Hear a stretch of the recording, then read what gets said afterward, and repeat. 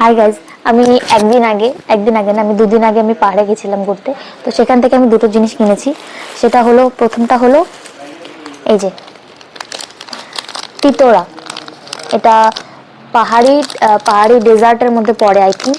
ঠিক আছে, এটাকে আচার আচার টাইপসের বলতে পারো। ঠিক আছে, আচার ঠিক না, এটা এটা তিতোরা। এটা এরকম ছিঁড়ে ছিঁড়ে খেতে হয়। আমি অনেক ভিডিওতে দেখেছি, আমি কোরিয়ানদের ভিডিওতে অনেক দেখেছিলাম যে ওরা এরকম এরকম ছিঁড়ে তারপরে খায়, কেন এরকম ছিঁড়ে খায়।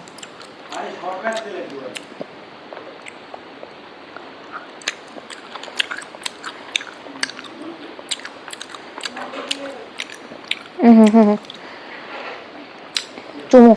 এটা ঝাল ঝাল, একটু মিষ্টি মিষ্টি, একটু টক টক একটা মানে ফ্লেভার একসাথে মিক্স হলে যেরকম একটা টেস্ট আসে সেরকম টেস্ট। মিঠো তিতোরা, বুঝেছো? হেভি খেতে।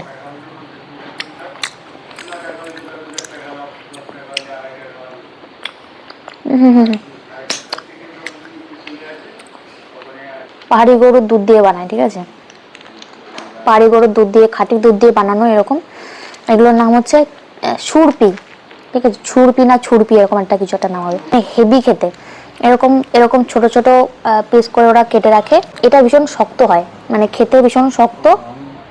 যারা যারা খেয়েছো তারা তো জানো, এটা অনেক শক্ত, হার্ড। এটা প্রথমে মুখে দিয়ে না চুষতে হয়, চুষে চুষে যখন এটা নরম হয়ে যায় তখন হালকা হালকা কামড়াতে হয়। মানে একটা বিভিন্ন রকমের ফ্লেভার মুখের মধ্যে বাস্ট হয়, ঠিক আছে?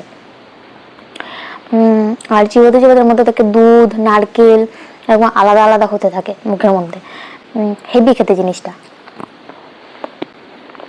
যারা যারা খেয়েছো আমাকে বলো, জানিও, ঠিক আছে? আর যারা যারা খেতে চাও আমাকে বলো, খাওয়াবো আমি।